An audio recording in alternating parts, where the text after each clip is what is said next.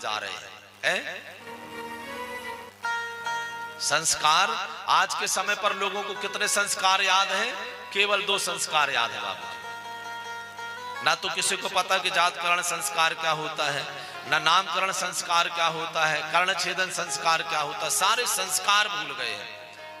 अब केवल 2 संस्कार लोगों के दिमाग में रहते हैं, एक विवाह संस्कार बाबूजी और दूसरा मृत्यु संस्कार। है कि नहीं भैया? भैया कौन कौन से संस्कार याद है? विवाह संस्कार और मृत्यु संस्कार। पर अब आजकल विवाह भी संस्कार कहां रह गया है? विवाह को लोगों ने उत्सव बना दिया। विवाह विधान से होता है क्या? बताइए। विवाह में तो केवल डीजे बजना, विवाह में तो केवल फोटो सेशन होना और विवाह में गिद्ध भोजन होना। कौन सा भोजन होना? इसको मानते हैं विवाह। क्योंकि जब जैसे मंडप के नीचे पहुंचे तो वहां पर पंडित जी से कहने लगते, पंडित जी जल्दी करा, पंडित जी लड़कियां नहीं आई अभी तक। अब पंडित जी ठेका लिखाए है तुम्हारे पिताजी का, आप बताइए, लड़कियां तुम्हारी, बहू तुम्हारी, और ठेका पंडित जी लिखाए कि लड़कियां नहीं आई। आप बताइए बाबूजी। मंडप के नीचे कई बार ऐसा देखा गया है जैसे खेत में लोग अपने हरवाव से व्यवहार नहीं करते, हरवाव से, एक गरीब व्यक्ति से, ऐसा व्यवहार लोग पंडित जी से करते हैं जिनका आशीर्वाद लगने वाला है। और बाबूजी आप बताइए, किसी व्यक्ति को आपको कोई अपमान करे तो आप उसको आशीर्वाद देंगे? देंगे? हिम्मत नहीं पड़े अगर ऊपर से तो कम से कम अंदर से तो बद्दुआ ही देंगे कि नहीं? है भैया? और पंडित जी को बुला करके आपने घर पर अपमानित किया, अरे पंडित जी क्या करते हो, थोड़ी जल्दी करो, पता नहीं क्या करते हो आप, क्या पढ़ते रहते हो, कितना लिया बता। और पंडित जी ने कह दिया ना अगर 2100 रुपए लेंगे, तो बैंड बाजा वाले ने 11,000 लिया है तो वहां पे सांस नहीं लिए, बग्घी वाले ने 8,000 या 5,000 ले लिया तो वहां पे नहीं हुआ। पंडित जी 2100 रुपए में आपको लूट लिया। अरे पंडित जी आप तो लूट रहे हैं भाई, बताओ। 2100 रुपए में पंडित जी ने 5100 रुपए पंडित जी ने लूट लिए। आप सोचिए आप जरा। और पंडित जी से कहते हैं कि पंडित जी जल्दी करिए जरा, टाइम लगा रहे हैं। ऐसे बहुत पंडित देखे हमने। अब वो पंडित जी जिनसे आपने ऐसा कहा ना दद्दा, तो पंडित जी भी फिर कहते हैं भावर पढ़ते टाइम पर अब आपको तो पता नहीं कि ओरिजिनल मंत्र क्या है। मंत्र अगर गलत हो जाए तो मंत्र की अशुद्धि हो गई तो वृत्रासुर पैदा हो गया। और पंडित जी ने अगर मंत्र पढ़ दिया ना तो आपकी बेटी का घर जो बसने वाला है ना तो तलाक हो जाएगा। क्या होने वाला है? आपके अगर तलाक नहीं भी हुआ तो दोनों पति पत्नी की पटेगी नहीं जीवन भर, क्योंकि पंडित जी ने मंत्र सही नहीं पढ़े। आपने जो गरिया जैसे नहीं बैलों के पीछे पहले वो ऐसे दुष्ट लोग वो लकड़ी में वो कील लगा करके गुच्छते थे, ऐसे पंडित जी के पीछे पड़े रहते हैं। और कहीं पंडित जी ने गुच्छ दिया है अगर आपके, भाई अलग अलग तरीका है। आपके पास वाणी का है तो पंडित जी के पास भी तो वाणी रखी है, और उनने मंत्र गलत पढ़ दिया तो सोच लीजिए क्या घटना घटित होने वाली है।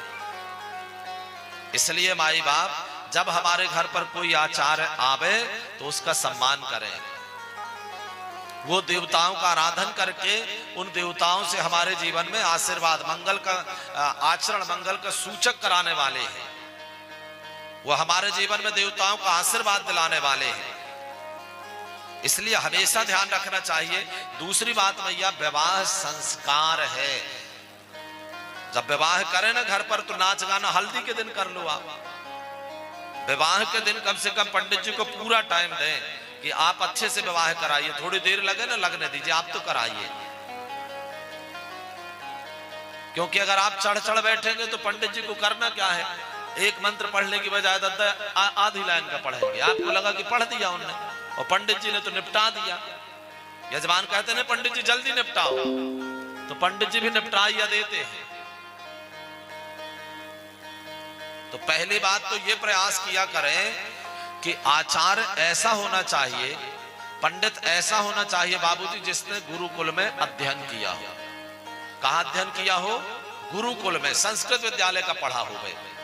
तो अगर संस्कृत विद्यालय का पढ़ा होगा तो वो जो भी बोलेगा सही बोलेगा, कितना भी गलत बोलेगा पर वो लगभग 100% सही बोल रहा है। और घर पर पढ़ करके आया है अगर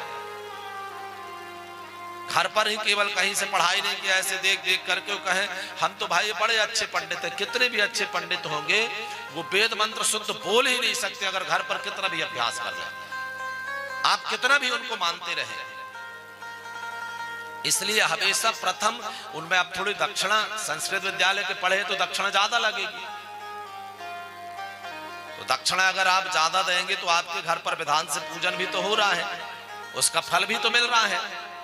और अयोग्य को ले आएंगे तो जहां पर 500 रुपए लगना है वहां पर वो 50 रुपए कहा हमारे पंडित बाबा अच्छे हैं, कभी पैसा मांगे नहीं। अब जब उनसे बनवे नहीं करे वो तो बटैया धर के आपने बैठा लिया, पूजा करा लिया, तो ना उनने विधान से कराया ना आपको उसका कोई फल मिला, तो 50 ही सही तुम 5 दे जाओ तब भी फ्री के हैं।